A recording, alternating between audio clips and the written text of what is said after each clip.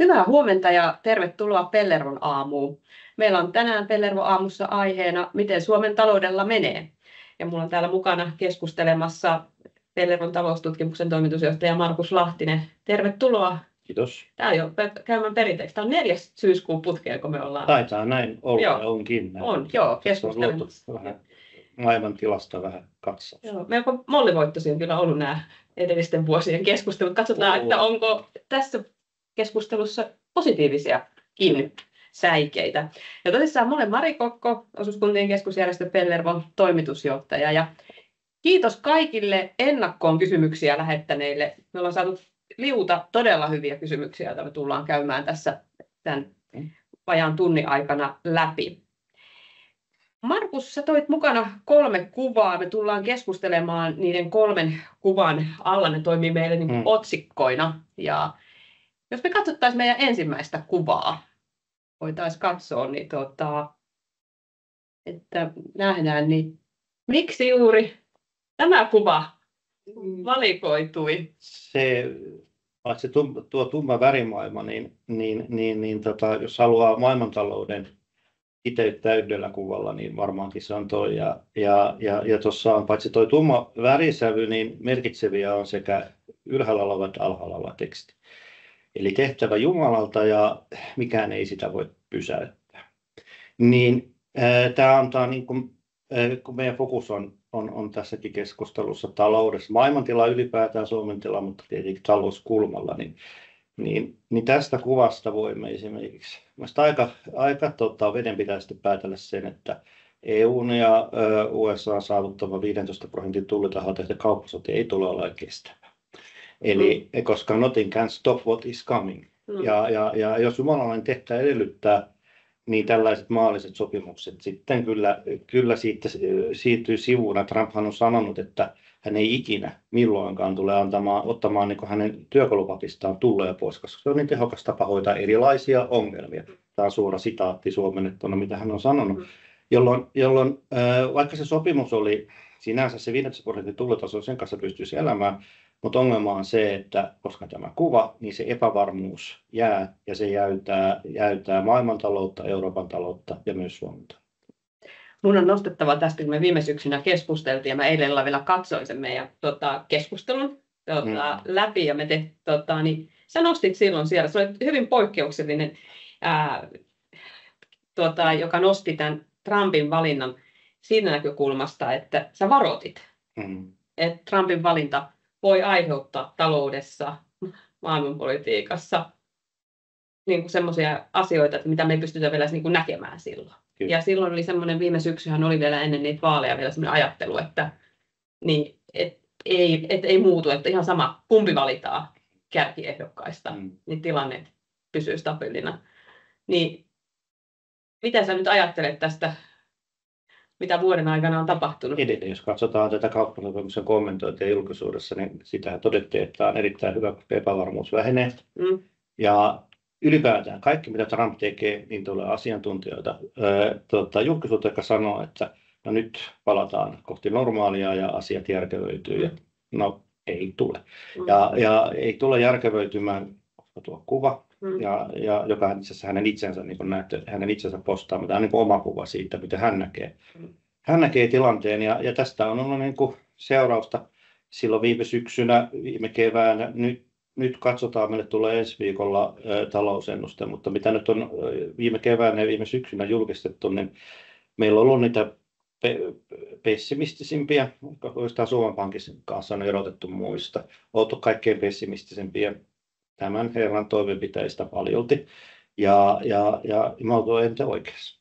Että ne, jotka niin se on lähtenyt siitä, että tilanne normalisoituu, vakiintuu, järkevöityy, niin ne ajatukset eivät ole toteutuneet eikä tule jatkossa. No voiko Suomi tai Eurooppa tehdä jotain tässä epävarmuuden ajassa? Vai onko vaan se, että me mennään niin kuin mukana, mitä sieltä tulee avauksia liittyen, vaikka niin kuin, mitkä vaikuttaa meidän niin kuin kauppapolitiikkaan?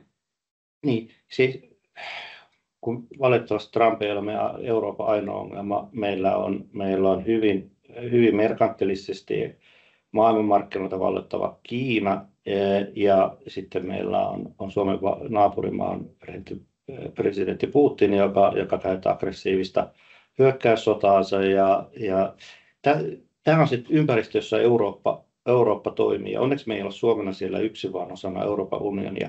Mutta se, mitä Euroopan unioni tässä tilanteessa, niin katsoa nyt maailmaa sellaisena, kun on. Yhdysvallat ei enää takaa meidän puolustusta, Kiina ei osta enää meidän tavaroita ja Venäjä ei tarjoa meille enää halpaa energiaa. Niin me ei voida luottaa enää näihin tämmöisiin paaluihin, mihin me ollaan aiemmin luotettu, niin ei meillä ole mitään muuta mahdollisuutta kuin luottaa itseämme.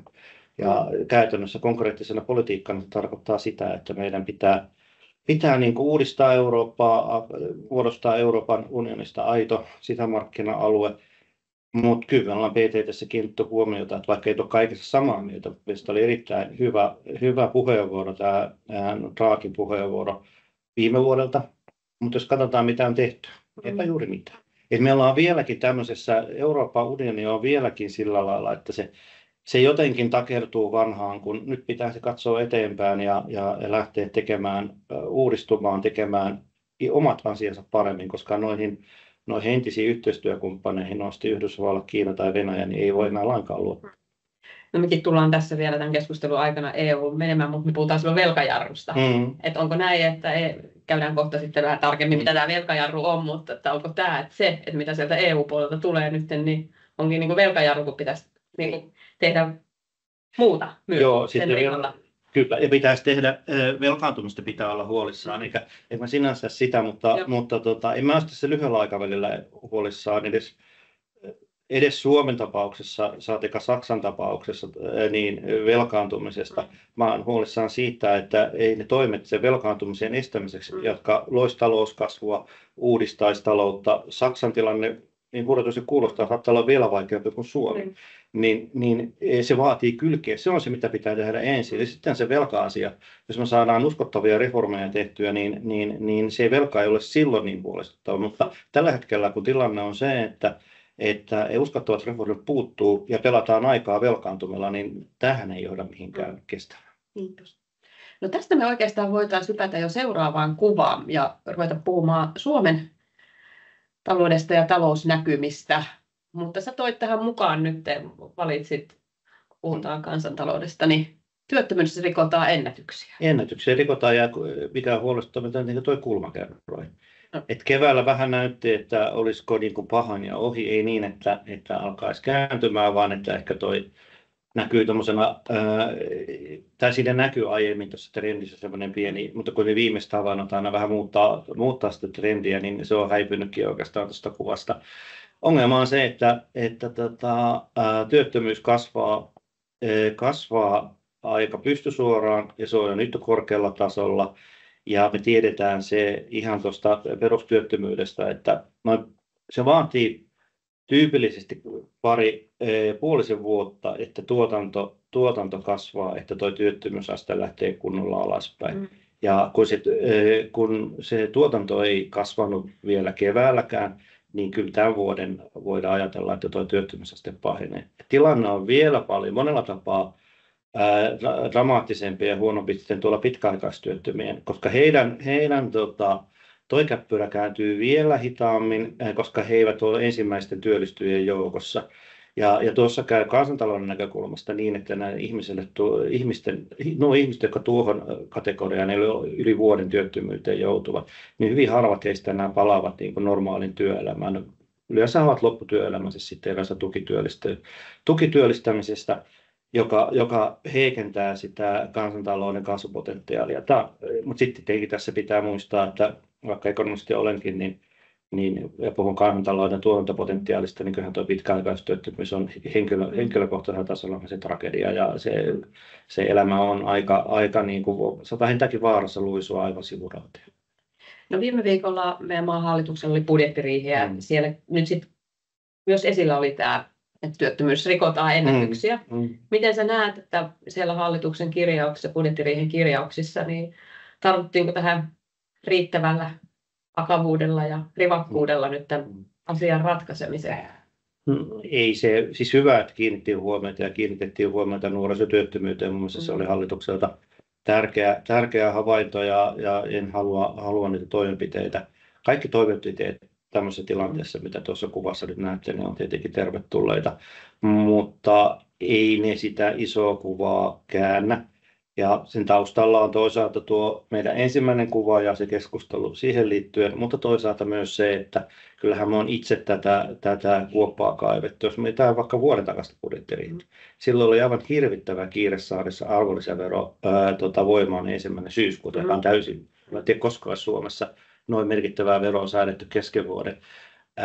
Ja me silloin ei pidettiin sitä arvonlisäveron korotusta sinällään niin kuin oikean-tyyppisenä toimenpiteenä, mutta me oltiin huolissaan silloin, että mikä kiire tässä on, koska oli silloin nähtävissä, että taloudessa on ongelmia. Työttömyys oli jo silloin, niin kuin, ja vaikka meidän ennuste oli silloinkin se oli, vaikka se oli keväällä sitä vähän otettiin alasti, siitä se oli silloinkin jo pessimistisessä päästä, niin me suurin piirtein näin todettiin, että tämmöisellä kiirehtimisellä pahimmassa tapauksessa taitetaan se vähän niin kuin orastava talouskasvu ja vaarannetaan työllisyyskehitys. Ja tuosta kun minä katselen, niin aika lailla oltiin niin kuin kohdilla. Täällä on yleisökysymys tullut ennakkoon, että onko 25,5% ALV kohtuullinen, miten se vaikuttaa kauppaan? Siis ensinnä pitää sanoa, että nuo julkisen talouden alijäämät on sellaisia, että ilman veroja korottamalla tästä ei selvitä. Se pitää ensin niin kuin realiteetit tunnustaa. Ja alvi on kaikkien verojen korottaminen on aina ongelmallista, siinä on omat negatiiviset vaikutuksensakin, mutta ei alvi, niin kuin tosiaan silloin kun hallitus ilmoitti nostavassa alvea, me todettiin, että tämä on yksi vähiten haitallisista, että tämä on ihan hyvä idea. Mutta se, ja 25,5 on paljon, mutta ei se niin kuin normaali suhdannetilanteessa, jos katsotaan jostain ne hyvinvointiyhteiskunnan veroeurot pitää kerätä, niin en mä pidä sitä tasoa 25% ja 25,5% tasoa sinällänsä ongelmallisena. Niin kuin äsken sanoin, ongelma oli se, että se pidetään kaiken taantuman ja kurjuuden keskelle, niin kiirehtiä syyskuun 1. päivä. Se oli se ongelma ja se on pieni osa, mutta osa kuitenkin tuota tarinaa, nuo kuvat näyttää tuolta. Mutta se 25,5% alvitasona, niin sen kanssa pystyy elämään kuitenkin noin pidemmän päälle. Niin. No, ollaan paljon puhuttu siitä, että ihmiset makuuttaa rahoja pankkitilille eikä kuluta. Minkälaisena sinä näet tämän tilanteen nyt niin kuin kuluttajien näkökulmasta, että onko siihen mahdollista, että tulisi sellaisia niin kuin valonpilkahduksia, että voitaisiin niin kuin löytää, ehkä tähän julkiseen keskusteluun me tarvittaisiin vihreästä siirtymästä, digitalisaatiosta, uusista investoinneista, niin uutisia, viestejä, että lähteekö se kuluttajan luottamus niin kuin siitä itse liikkeelle. Niin. Sieltä se lähtee. Me silloin uusi ennuste tosiaan, mainostan nyt toisen kerran, niin tulee edes keskiviikkona, niin tuosta vanhoista ennusteista, mitä me silloin kirjoitettu, niin kirjoitettiin suurin piirtein näin, että korkojen lasku ja tulojen paraneminen, reaalitulojen paraneminen ei yksistään riitä kääntämään kulutusta kasvua. Tämä on suurin piirtein taas suora sitaatti. Ja näinhän se on käynyt. Se, että se lähtee kulutuskasvuun, niin tuon tyyppisiä, ja meillä on, niin jos katsoo meidän sinänsä surkeita toista kvartaalia viime kevättä, niin investoinnissa oli pientä positiivista. Ja mä luulen, että sä kävit aika hyvin niitä syitä, mikä niiden investointien varovaisen kasvun, mutta kasvun kuitenkin takana on. Ja sitä kautta se tuo työllisyyskin jossain vaiheessa kääntyy, sitä kautta ihmisten kukkaronöyrikin sitten hiukan hellittää. Mutta toki ja näin, tämä on niin kuin välttämätöntä, tämä pitää vielä tapahtua, että tuo kulutus lähtee liikkeelle. Mutta mitä me nyt on pohdittu ja pohditaan itse tänään vielä lisää, niin sitä isoa kysymystä, että riittääkö vielä toikaan, koska on muitakin asioita, jotka ei ole niin kuin, kuten tavallista. Eli on ensinnäkin tämä sota. Ei toi viime yökään kauhean hyvin siellä mennyt jos katsoo niitä, että 20 droonia tipahti puolelle niin, tai ammuttiin alas siellä, niin se ei enää ole vahinko. Eli tuo sota on sellainen, että saa ihmiset varmasti niin kuin varuilleen. Me ollaan kaikki vähän hyvin perustein sitten huolissaan. Ja se on asia, joka varmasti tekee meidän kulutuskäyttäytymistä varovaisempaa. Ja sitten toinen asia niin kuin, mikä me on kiinnitetty huomiota, että jos katsotaan asuntojen hinnat on laskenut, meillä on ollut kohtuullinen inflaatio, eli reaalisesti asuntojen hinnat on laskenut aika paljon.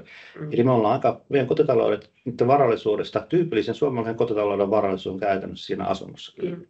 Ja kun sen arvo laskee 20-30% reaalisesti, niin se kotitalous on aika paljon köyhempi. Me olemme köyhiä, köyhtynyt paljon, meidän tulot on vähentynyt, meillä on sotaisa naapuri, niin kyllä se on nyt ihan, kyllä sen niin kuin ihmisillä on huolia. Joo.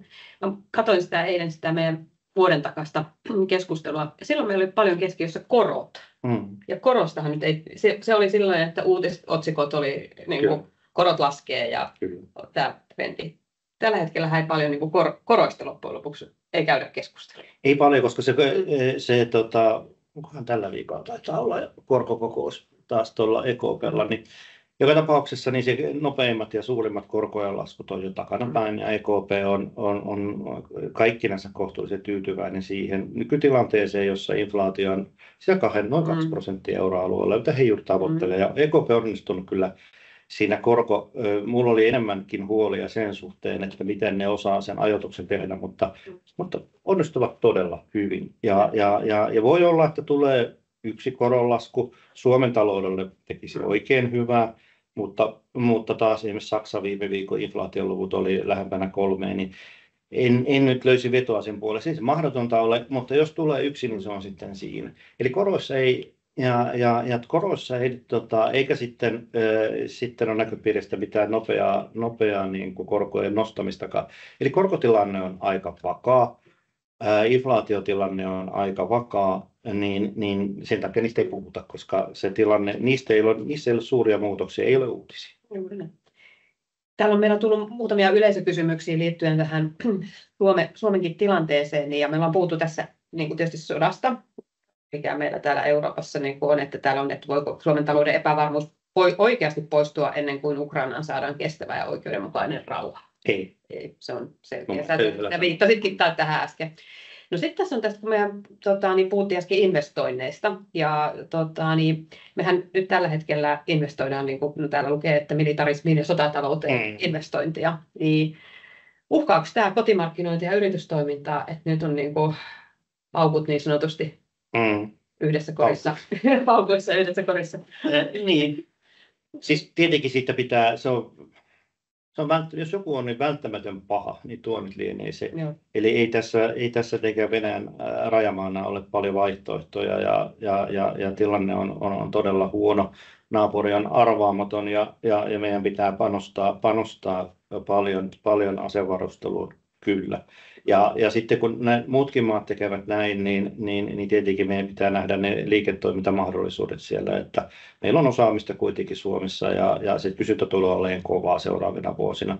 Joten se on tämä niin kuin, otetaan tämä niin positiiviset valosäteet tähän ensin, mutta sitten te aletaan liian positiivisesti, onhan se sitten se toinen asia on se, että eihän se ole kestävä talouskasvu, jos on pois jostain muusta. Se on pois lapsista, lasten koulutuksesta, vanhusten hoivasta. Se on joko pois siitä tai sitten se on huomattavan paljon lisää velkaa, huomattavasti korkeampia veroja. Varmaankin se, mitä pitäisi tehdä, on vähän niin kuin sopeutusta, vähän verojen nostoa, vähän velkaantumista, että kaikista se on niin iso ponnistus, että se vaatii varmaan kaikkia toimenpiteitä. Mutta siis se on hyvä huomata, että se ei ole niin kuin kestävän talouskasvun ja yhteiskunnan kehittämisen kannalta hyvä, vaan se heikentää meidän hyvinvointia, mutta ei paljon vaihtoehtoja. Ja jos me vielä palataan tähän kuvaan, niin kuin, että työttömyydessä rikotaan ennätyksiä, meidän täytyy saada tätä jyrkkää nousua nyt niin kuin se taitettua. Ja nyt kun ollaan käyty tässä läpi viimeisen 10 minuutin aikana niin kuin aika paljon tämmöisiä niin kuin tässä meidän toimintaympäristössä olevia haasteita ja tätä investointienkin niin kuin kehityksen hiljaista etenemistä, mutta niin kuin näet, että se on viime keväänä se investoinnit on lähtenyt niin kuin vielä. Se on se positiivinen, niin kuin sanottu, niin kyllä, ja se kertoo myös siitä, että vaikka tässä synkistelenkin, ja tämä on ollut ihan kun ennustetaan on tehty, niin oikea strategia on siellä. Ja kyllä mekin tuossa, kun ennustetaan on tehty, niin pitää maailmaa, kun ennuste tekee, se pakottaa niin katsomaan sitä ei sellaisena kuin sen toivoisi, eikä sellaisena kuin sen pelkäisi oleva, vaan se maailmaa kuin se sellaisena kuin on. Ja täällä investoinnin puolella, niin kun sitä katsoo ihan niin kuin suoraan silmiin niitä yrityksiä, jotka tekee investointipäätöksiä, jotka näkyy siinä meidän luvuissa, on se, että ne ovat varovaisia, niin kuin sanoit, hidasta kehitystä, mutta sitten toinen, että kyllä ne on niin kuin, heillä on liiketoimistrategiansa, ei tämä ole maailmanloppu. Ukrainan sota on tuossa ja se on kauhea asia. Trump on arvaamaton, levoton ja epävarmuus on suurta, mutta eivät yritykset ole valinneet sitä strategiaa, että ollaan hissuksia ja katellaan, vaan kyllä niillä on edelleen, ne implementoi, ne laittaa täytäntöön niitä liiketoimintasuunnitelmia, investoi. Osalla meidän yrityksellä konepajapuolella menee ihan hyvin, niillä on tilauskirjat kunnossa. Uskoa tulevaan ja hienoa, että he on pitänyt kiinni näissä suunnitelmistaan ja kun kaikki katsoo sitten rakennus, kone ja laite tai aineettomia käytännössä on tutkimusta ja tuotekehitystä, ne oli kaikki plussalla. Eli se vaan kertoo siitä, että tätä ei myöskään tätä synkistelyä pidä tulkita ja niin kuin yritykset eivät ole onneksi tulkinneetkaan, että tämä olisi niin kuin, piste, loppu, jotain sellaista, että liike lakkaa. Vaan kyllä siellä niin kuin edelleen kehitetään toimintaa ja uskotaan parempaan. Ja tämäkin on hyvä muistaa. Ja se näkyy niissä luvuissa. No niin. Mutta viime aikoinahan on paljon keskusteltu siitä, että suomalaisista yrityksistä puuttuu rohkeus ja taito. Tai ehkä enemmän ollut paine niin kuin keskustelussa se, että rohkeus investoida. Ja ainahan investointi on, niin kuin, onhan se, siinä otetaan riski. Se on riski. Nyt on viime aikoina keskusteltu, että suomalaisten yritysten johtajat ei ole tarpeeksi taitavia. Miten sä tätä keskustelua olet seurannut? No kyllä se on kiinnittänyt huomiota, jos katsoo niin kun, ainakin suomalaisia pörssiyrityksiä, niin muutaman viime vuoden aikana niin paljonhan on suomalainen toimitusjohtaja vaihtunut ulkomaalaisen toimitusjohtajan. Sitä poolia aikanaan omistajaohjauskuviossa oli tämä valtiopuolella ja silloin kun haettiin näihin isoihin valtionyhtiöihin pääjohtajia, niin se oli hämmästyttävä. Se pooli oli tusinan verran ihmisiä ja niitä pyöritettiin sitten eri paikkaa, eikä ketään muuta löytynyt. Se on musta ihan sitä taustaa kohden, niin mä tervehdin sitä ilolla, että se on vähän isompi se pooli. Ja onko kysymys sitten, mun mielestä se on vain pieni se porukka, kyllä se on varmaan taitava se porukka, joka siinä pyörii, mutta se oli auttamattoman pieni ja nyt sitten taas sitä lähti kansainvälisen rekrytoinnin laajentamaan ja mun mielestä se on hyvä asia. Mutta kyllä mä niin kuin vielä sitä, niin kuin, jos tässä syyllisiä nyt haetaan se on aina mielenkiintoista. Kenen syy? Niin kyllä mä nyt sanoisin, että ne johtajista, niin sanot, puoli pitäisi olla isompia, mutta kyllä, mitäs olisi kyllä ne kapitalistit siellä. Eli kyllä se pääoma on vähän laiskaa. Ja otetaanko me riskejä, löytyykö meillä niitä? Me ollaan vähän, pitäydytään siinä mitä on ja meillä on hyvä startup, meillä on paljon hyviä startuppeja, jotain sitten myytään kaikkia pois. Tämmöinen niin kuin vimmainen kasvunhalu, vimmainen halu kehittää sitä, allokoida niitä pääomia yhdestä paikasta toiseen, ottaa riskiä, niin kyllä mä olisin nämä pääomat, jotka näistä pääoma-asioista päättää, jotka hallitsee sitä pääomaa, niin hiukan etukenoa, hiukan rohkeutta, hiukan semmoista vimmaisuutta siihen, jos ollaan pieni yritys ja isoissakin yrityksissä, niin vähän omistajathan määrittää sitä, jos tavoite on se, että tuotetaan tasasta osinkovirtaa tästä maailman loppuun, niin sitten se johtaja tekee sen. Se fokusoituu siihen. Että kyllä se niin kuin omistajillakin niin pitäisi olla vähän sellainen kasvuhaluisempi niin kuin asia. No, mun täytyy tässä samalla markkinoida ja mainostaa, että meillä on tänään ilmestynyt osuustoiminnan vuosikirja.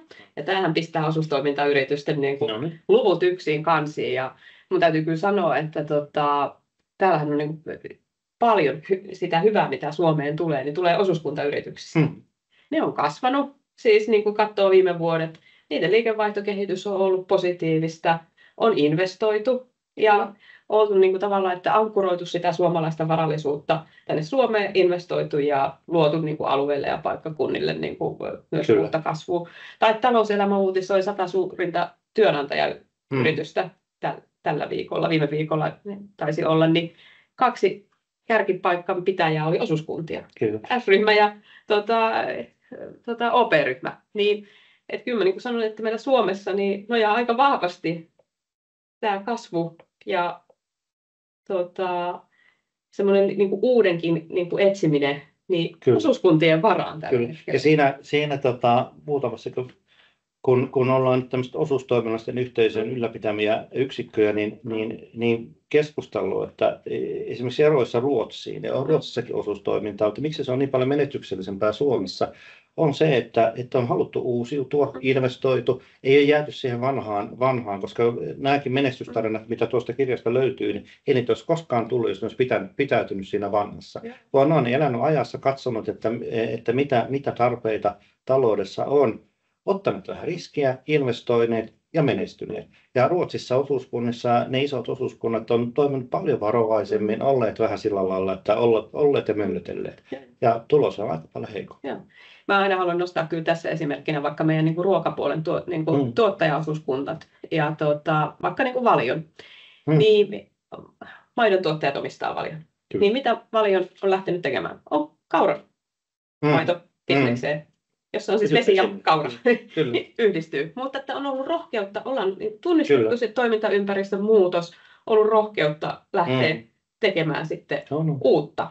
Ja sehän sitten taas niin turvaa ja takaa sitten niille maidontuottajillekin. Kyllä. Niin kuin tämän hyvä kestävämmän voitaisiin pitäytyä vaan, että se tuote olisi edelleen se litran maito. Niin. Jos se olisi siinä, että tätä on aina tehty ja tätä aina tullaan tekemään. Niin olisipa aika paljon huonompi tilanne. Kyllä. Että se vaatii niin kuin, sitten yritys, se tietenkin vaatii myös, niin kuin, jos me ajatellaan osuuskunnan toiminnallisia yrityksiä ja siellä meidän niin kuin, hallintoa niin kuin, ja luottamushenkilöpuolta, että on niin kuin, sitten sitä rohkeutta ja kykyä niin kuin, katsoa sen niin kuin, toimivan johdon kanssa eteenpäin. Ei mitään yhtäpäisiä riskejä, mutta siis on rohkeasti kuitenkin uudistua ja katsoa sitä, eikä ajatella, kun se maailma kuitenkin muuttuu. Niin se, että pitäydytään siinä vanhassa, niin se ei ole voittava strategia. Tässä vähän nyt kun puhuttiin, tämä seuraava yleisökysymyksen saa jollain aasisillalla, kun tämä liittyy ruokaan, niin tästä valiosta puhuttiin ja maidosta, niin mennään, että me kerätään ottaa näitä kaikkia hyviä kysymyksiä. Niin täällä on ruoan kysyntätrendeistä. Alkaako jo näkyä, tai koska alkaa näkyä kuluttajien palaaminen säästömuodista ravintoloihin ja toisaalta enemmän premium-tuotteisiin vähittäiskaupassa? Että tämä on vähän just sitä, että valitset sä siellä kaupassa sitten sen niin kuin edullisemman maitopurkin vai kalliimman? Ja se on ollut aika vallitseva johtuen näistä huonoista kotitalouksien epävarmuudesta ja huonosta taloustilanteesta. Ehkä se tilanne on siellä niin, että se siirtymä pois ja niihin kaupan omiin tuotemerkkeihin ja vähän heikompiin ruohonoihin, mitä kaikkea sitä, millä kaikenlaista ruoalaskusta voi säästää, niin se siirtymä on ohi. Mutta sitten se paluu, mikä on kysymyksen ytimenä, niin kyllä se paluukin niin on alkanut aika hitaasti. Että kyllä se hinta on vielä aika ratkaiseva kulutuspäätöksiin vaikuttava tekijä. Että ehkä se paluu tulee olemaan, se edellyttää sen, että toi epävarmuus pienenee, työttömyys paranee ja sitten varmaan nähdään nopeampaakin paluuta kyllä, koska ihmiset haluaa panostaa siihen ruokaa, kun niillä on vähän kulutusvaraa, mutta tällä hetkellä niin kyllä ollaan vielä sanotaan näin, että hyvin sen palautumisen alussa, hyvin hiljaisessa ja hitaassa vaiheessa. Ennen kuin mennään kohta tästä kotimaan taloudesta tuohon EU-velkajarrukeskusteluun ja tämän velkaantumiseen ja niin kuin sen suhteessa PKT, minkä ennakkoon jo nyt kerron kuulijoille, että sinä olet tähän liittyen kuvaan sitten, mutta sitä ei vielä laiteta näkyviin. Täällä on yksi kysymys vielä tullut yleisöltä, että tähän kohtaan, mikä voisi sopia, että onko perusteltua odottaa Suomen talouteen merkittävää kasvua ennen kuin kannustinloukut puretaan? Että täällä on niin kuin, täällä sitten luetellaan kyllä, että meillä on niin kuin meidän hyvinvointivaltiossa on paljon niin kuin yhteiskunnallisia ongelmia, että meillä on lasten huostaanottoja ja niin kuin tämä nuorten mielenterveyshaasteet. Ja Että onko meidän, niin kuin, no, tämä on vähän tämmöinen, että voiko tämä meidän, niin kuin, tämä meidän yhteiskunta, miten me toimitaan, niin olla niin kuin, tietysti jollain tavalla syypää näihin ongelmiin, mitä meillä on yhteiskunnassa, ja onko meillä nyt sitten jotain kannustinloukkuja, mitkä jarruttaa. On, mutta siis se, että jos haluaisi kannustinloukoista kokonaan päästä eroon, niin että pitäisi päästä sosiaaliturvasta eroon. Ja jos mä valitsen sitten kumman mä valitsen ongelmat, jotka tulee kannustinloukoista vai ongelmat, jotka tulee siitä, että ei sosiaaliturvaa, niin nämä on pieniä ongelmia ja nämä kannustinloukut. Koska se aina, se on sitä kun vähän kun pysähtyy miettimään, niin aina kun saat sosiaaliturvaa, olet työttömänä, sairaana, mikä onkaan sun sosiaaliturvan saamisen perusteessa, niin se pienentää sitä hyötyä aika radikaalistikin siitä, että sä menet töihin. Mutta se, että se sosiaaliturva tuo tämmöisenä suhdanteena tai jos sairastuu, niin se on kuitenkin, se luo niin paljon yhteiskunnallista hyvää ja vakautta yhteiskuntaan, että ei se ole perusteena kannustinloukut. Niitä voidaan lieventää, mutta pitää olla rehellinen, niin ei koskaan tule. Niitä on aina järjestelmässä, jossa on jonkinlainen säällinen sosiaaliturva. Ja kyllä mä tätä tämmöistä hyvinvointiyhteiskuntaa, kyllä tämä yhteiskuntamallina on kuitenkin tuottaa vakaamman, vauraamman, onnellisemman yhteiskunnan, kun meillä on maailmalla yhteiskunta, jossa ei ole mitään sosiaaliturvaa eikä yhtään kannustinloukkuja. Ja niiden tilanne on kyllä radikaalisti huono. Joo. Ja tämä kannustinloukkuja tässä sitten kysyjä myös mietti tätä, että no onko, mitä me niin kuin, ollaan tehty väärin, että meillä on näitä kasvavia ongelmia erityisesti nuorten ja lasten parissa. Mutta mulla on tuhankin vastaus. Onko sulla että onko PT? Ei se ole ongelma kannustinloukku, ongelma. Just näet se kamerassa vielä, niin tässä se.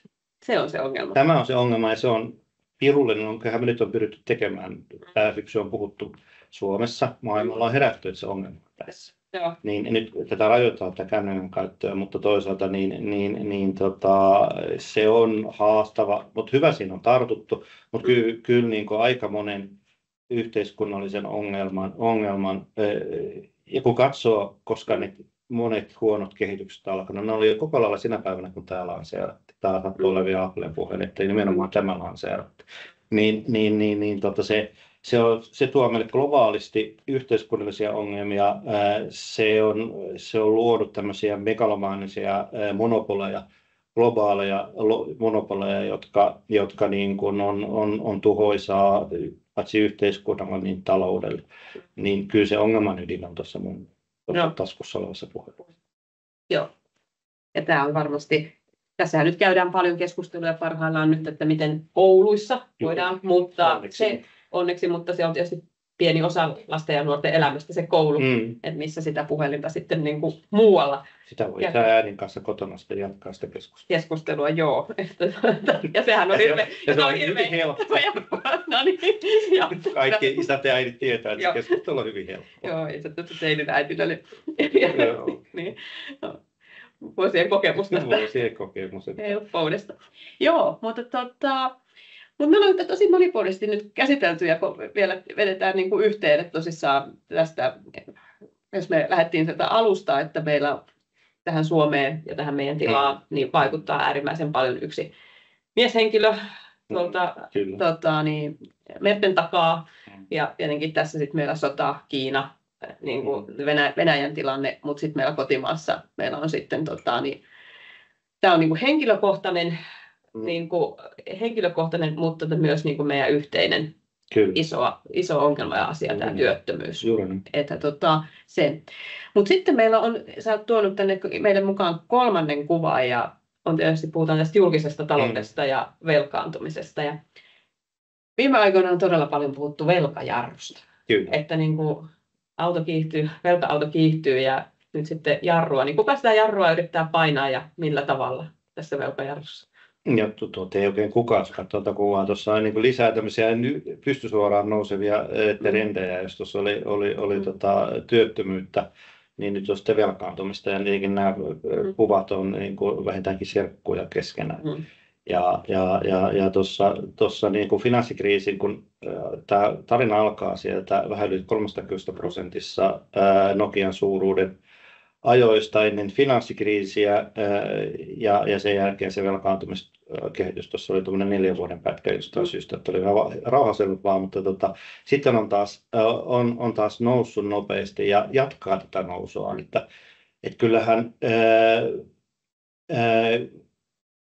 hyvä on puhua jarrusta, jos katsoo tätä tilannetta ja velkaantumiskehitystä.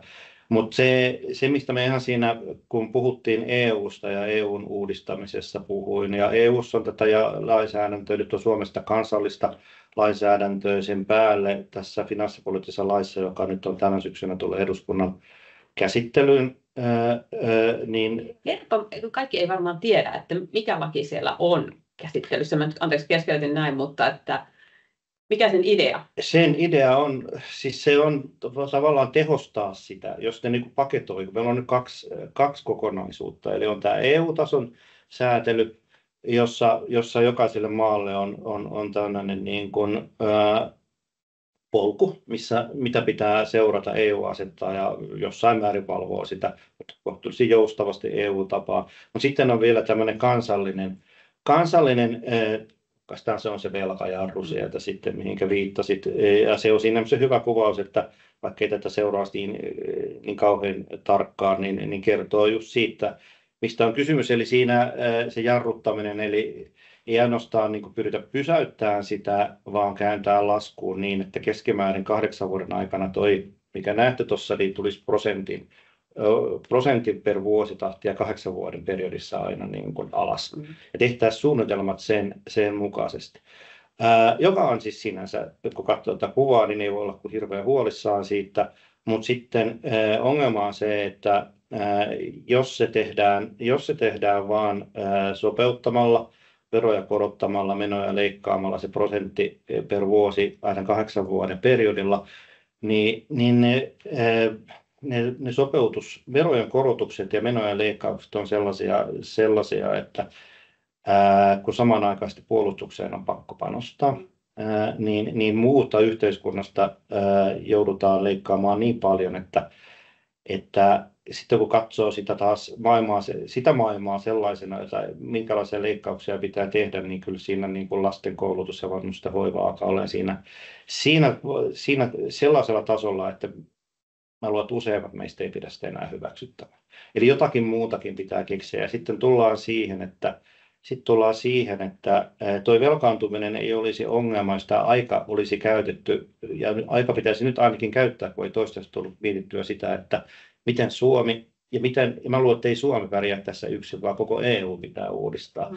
Ja silloin ton kanssa pystyy elämään, vaikka tai muutaman vuoden tuossa vielä nousisikin, mutta tämä on hukattua aikaa.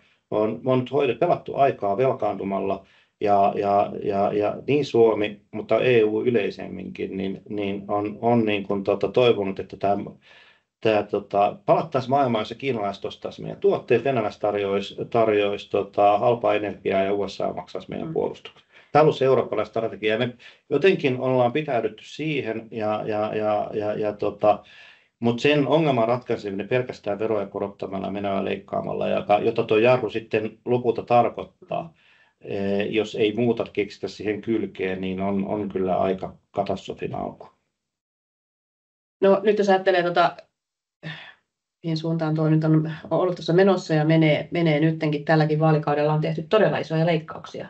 Niin. Ja missä se näkyy? Niin tavallaan vauhti on tuo. Niin sitten me ajatellaan tulevia vaalikausia. Niin miten sä näet, että ja VM suunnalta sanottu, että tulevilla vaalikausillakin vaikka 2 seuraavaa vaalikautta, niin meillä on niinku miljardiluokan leikkauksia edessä. Siis sopeuttaminen on ihan välttämätöntä mutta kysymys on sitten se, että kun se meni hiukan niin kuin yli. Meillä oli PTT suositteli sitä 4 miljardia, joka sitten kun putsasi se politiikan retoriikan siitä hallitusohjelmasta oli aika paljon, se 6 miljardia on hyvin lähellä sitä, mitä PTT suositteli, 4% aika paljon nyt toimenpiteet oli. Me oltiin hallitusohjelmaan niin kuin isossa kuvassa kohtuullisen tyytyväisiä. Aina on niin kuin yksityiskohtia, jotka josta on hyväkin olla eri mieltä, mutta isossa kuvassa se ei ollut huono aloitus tältä hallitukselta. Ja mä olin silloin Niku Vääntinen, joka arviointineuvoston puheenjohtaja, pyysi minua ja Riikka Purraa niin kun keskustelemaan sitten hallituksen finanssipolitiikan alusta silloin tammikuussa 2024. Ja mä oltiin Purran kanssa samaa mieltä, että hallitus on aloittanut aika vahvasti.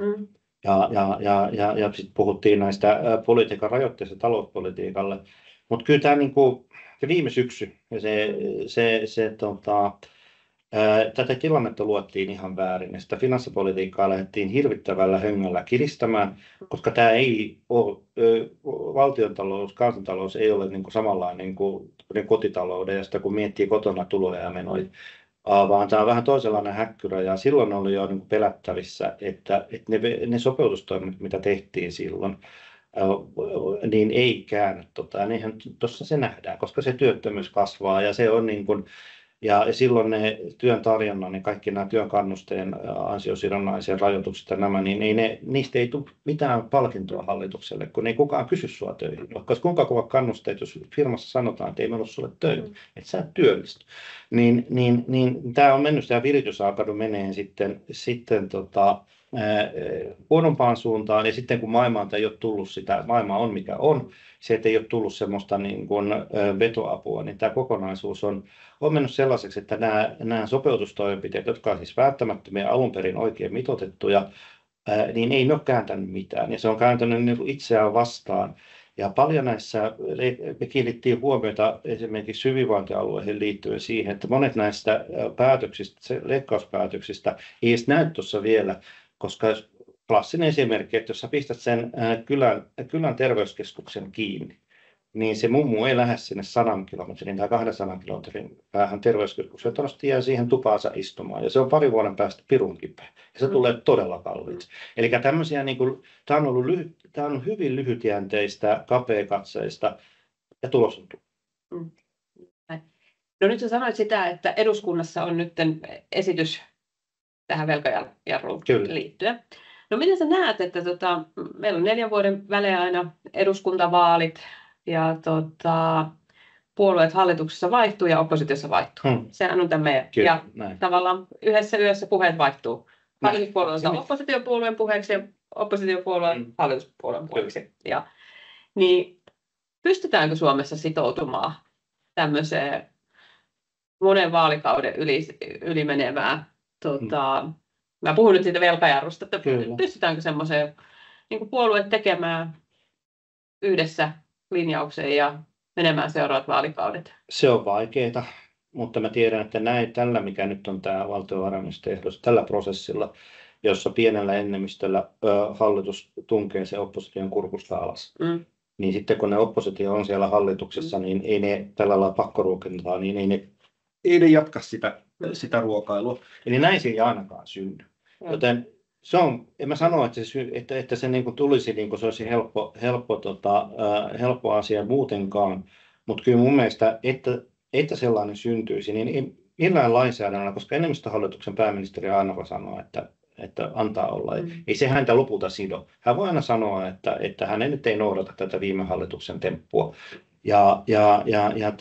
Näin ei sitä ainakaan synny, ja sitten, että sitten olisi edes pieni mahdollisuus sille, niin pitäisi antaa tälle aikaa, yhdessä istua alas. Nyt on siis aika hyvä tämä syksy, koska vaaleihin on vielä sen verran aikaa. Nyt pystytään jotenkin ehkä järjellisesti keskustelemaan asioista, sopimaan, löytämään se semmoinen, se on enemmänkin pitäisi tulla maan tapa, poliittinen kulttuuri, ja se ei synny sillä, että lyödään lekalla päähän.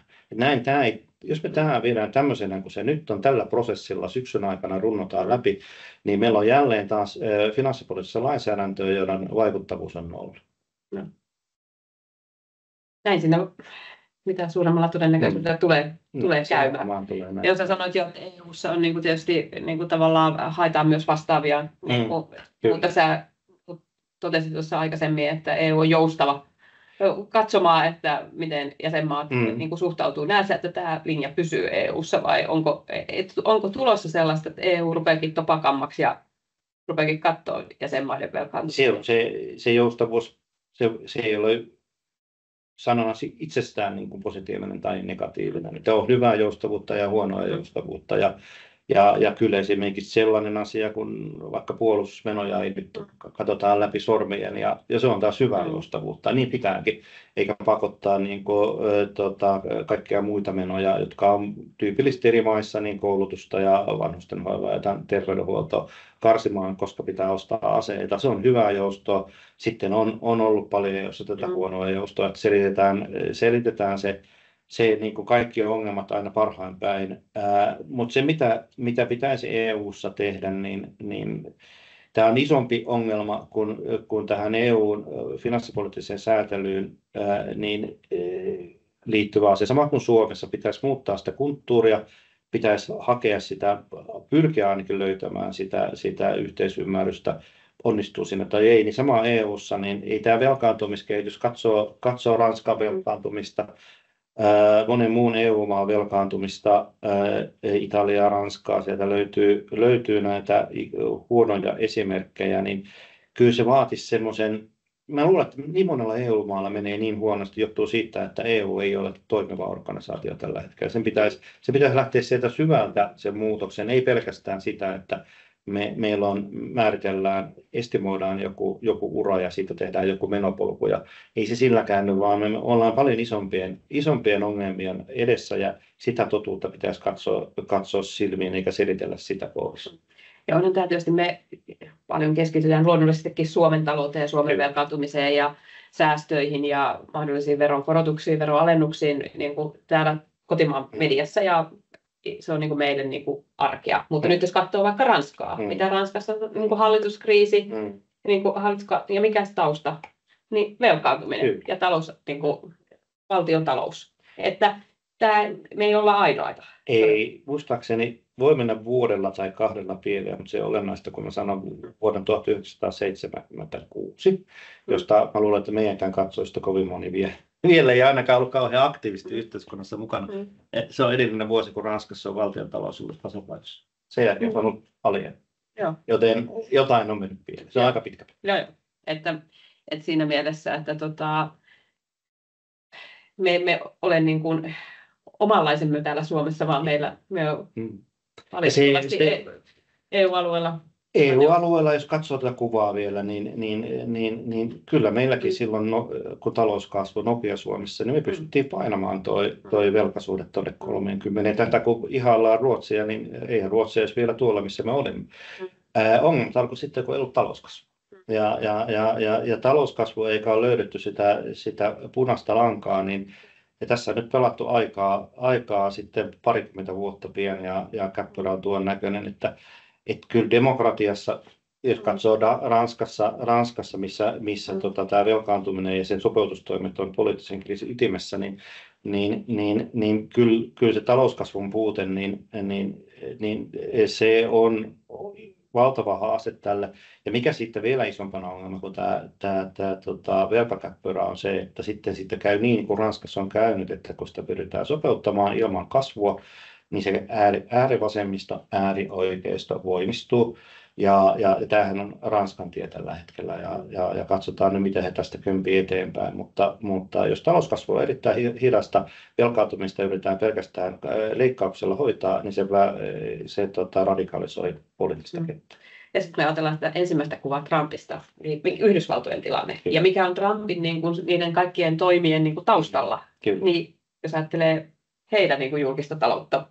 Se on vielä karmeampaa. Siis jos ei Yhdysvaltain dollarilla ole sitten erityisasemaa kansanrahoitusjärjestelmässä, niin Yhdysvaltain tilannehan on vielä huonompi kuin vaikkapa Ranskan tai EU keskimäärin.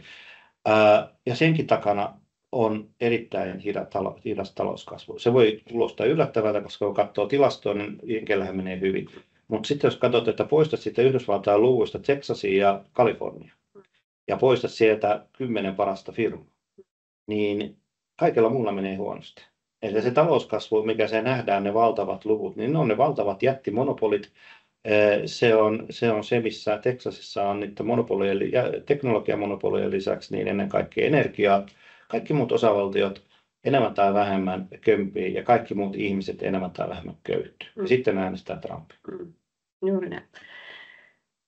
Joo, aikamoisessa Olla. Meillä on Mä mietin, että markkinoitiinko me sitä tätä tilaisuutta, että onko tässä vähän positiivisempia vipoja kuin aikaisemmassa, mutta aika... On, aurinko paistaa. No niin, joo. Hei, mutta meillä on yksi yleisökysymys.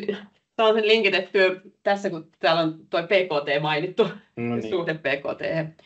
Ja niin täällä kysyttiin, että kiinnostaisi tietää, että uudelleenkäyttö. Niin kun meillä on siis tullut uudelleenkäyttö niin kuin isoksi osaksi, niin kun se ei näy tässä PKT:ssä, niin pitäisikö sen niin kuin näkyä? Kun meidän, niin kuin, jotain voi kertoa me niin kuin yleisöllekin vielä, että mikä niin PKT, mitä se mittaa, että osaa sitten, kaikki ei välttämättä tätä, että miten tämä uudelleenkäyttö kun ei näy, niin pitäisikö sen näkyä, että onko meidän kasvun mittarit niin kuin vanhentuneet? Mä tiedän, onko kasvumittarit, ja minusta PKT on hyvä semmoinen, se korreloi aika hyvin tärkeiden suurten kanssa, kuten työllisyys tai valtiontalous tai jopa tiettyyn määrään asti onnellisuus, jotka nyt on varmaan, kai me tässä yritetään olla ennen kaikkea onnellisia eikä maksimoida PKT. Sillä on tekemistä tällaista, niin se kertoo jotakin rajoitteinen, mutta se on hyvin laaja-alainen mittari taloudelliselle aktiviteetille, toiminnalle. Ihmiset ei ehkä ymmärräkään, kuinka monenlaista siellä on. Esimerkiksi sellainen asia kuin huumekauppaa löytyy. Sieltä löytyy tilastot kyllä huumekaupan. Me itse asiassa on vuositasolla 200 miljoonaa huumekaupan arvo kasvanut 10 vuodessa. Se löytyy PKT:stä. Se löytyy sieltä, kun täällä kaivaa rivejä, että löytyy yllättäviä asioita. Mutta tämä, mitä kysyjällä oli mielessä, niin ei välttämättä löydy, koska siitä ei välttämättä ole kauheasti mitään tilastoa. Ja se voi olla jossain korjausanassa joku juttu, mutta tuommoista riviä ei ole tullut vastaan ja mä oon sitä aika tarkasti käynyt läpi. Mutta sitten tuossakin pitää nähdä, että toihan on välitystoimintaa. Jos katsotaan, sieltä löytyy tietenkin kauppa ja kaikki S-marketit ja City-marketit ja kaupassa käynti näkyy, sieltä tilastoidaan. Mutta siitähän ei tilastoida sitä niitä tavarat-arvoa, vaan se välitystoiminnan arvo. Että siellä on sitten erikseen se tuotteen valmistaminen ja kuljetus on omansa ja sitten se myydään. Tuossakin, niin tässähän ainoastaan niin olemassa olevia tuotteita välitetään paikassa toiseen. Jos siitä sitten joku tekisi niin, että sillä olisi yritys tuollaiseen, niin se varmasti näkyisi. Meillä on mun mielestä, sieltä löytyy jotain karkeita arvioita jonain tämmöisenä könttäsummana, johon tämäkin kuuluu, mutta sellaisenaan, että kun tämmöistä uudelleenkäyttöä ja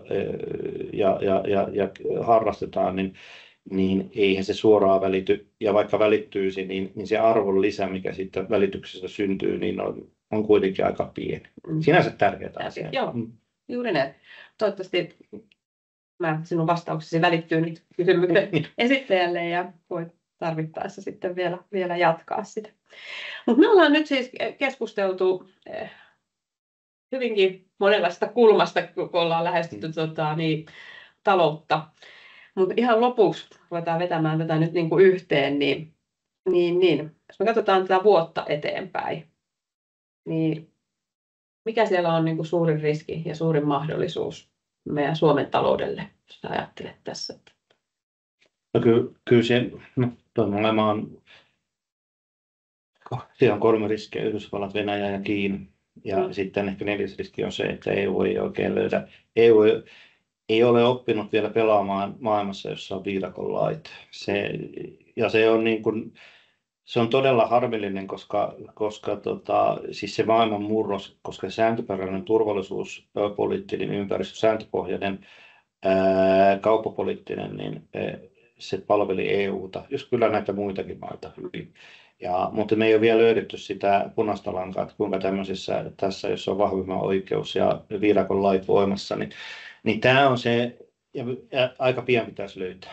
Että tämä tilanne vaan menee huonompaan suuntaan, niin kuin EU ymmärtää, että kuitenkin se on iso, vahva toimija, ja siitä voisi pikkuhiljaa kääntää sinne positiivisuuteen. Mutta onneksi me ei ole täällä yksin. Meillä on Pohjoismaat, jotka hyvät naapurit, vauraat naapurit, taloudellisesti menestyneet naapurit, niin kuin mekin.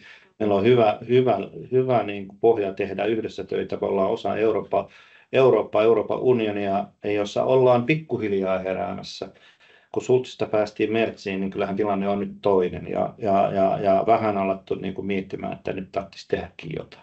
Että kyllä mä niin kuin jaksan uskoa sitten kuitenkin siihen, että kuka tästä sekasotkusta voittajana on, niin ne on liberaalit demokratiat ja markkinatalousmaat, jotka tästä voittajana kuitenkin lopulta kömpii, ja EU on yksi niistä, on tällaisten maiden yhteenliittymä, ja meillä on Suomessa, meillä on näitä ongelmia, mitä tässä on käyty läpi, mutta tähän loppukeskusteluun hyvä muistaa, että me ollaan pirufiksuja, me ollaan hyvin koulutettuja ihmisiä, täällä on ihan kohtuullisen hyvät kannusteet olla yritystoimintaa tehdä ja me ollaan vakaa, ennakoitava yhteiskunta. Meillä on ne kaikki niin kuin menestyksen reseptit olemassa. Tässä nyt on ottanut vähän liiankin kauan, mutta kyllä mä luulen, että tämä lopulta saadaan. Ja tämän kaltaisesti kuin Suomi, niin maat, niin on taas kuitenkin, kun tämä pöly laskeutuu, niin katsotaan kuka voitti, niin mä luulen, että me ollaan siellä voittajien porukassa. Hyvä. Ja teillä sanotaan vielä kerran, että on tulossa ennuste ensi viikon keskiviikkona. Ja PTT-sivulta varmaan löytyy ja löytyykin linkki. Kyllä löytyy sinne voi ilmoittautua. Ja sitten jos on kiinnostunut maa- ja elintarvike, niin se tulee seuraavan viikon torstaina ollaan silloin Kuopiossa julkistamassa sitä. Ja siellä on paneelikeskustelu elintarvikepuolen asioista. Ja siitä pari viikkoa mennään siellä lokakuun puolella, niin sitten tulee metsä, että jos on kiinnostunut näistä toimijoista erityisesti, niin sen lisäksi, että on ensi keskiviikolla linjalla, niin kannattaa vielä tulla seuraavallekin viikolla linjalla. Juuri näin, ja saa tietoa. Ja tosissaan vielä tämä, että tämä uunituore osuustoiminnan vuosikirja on nyt tullut, ja täältä pitää kyllä niin kuin nostona nostaa, että tietenkin osuustoimintahan tuottaa niin kuin jäsenilleen monenlaista hyötyä ja etua, ja tietenkin yksi semmoinen näkyvä on sitten bonukset. Niin viime vuonna yli 1,2 miljardia palautettiin niin kuin omistajajäsenille rahaa. Niin, se on merkittävä lisäostovoima. Se on tässä ajassa. Ja se on kasvanut viime vuodet. Niin, niin siinä on ollut ihan merkittävää kasvua. Niin, kyllä se tässä ajassa tuo arkeen mukavaa lisää. Se tulee ihan tarpeeseen.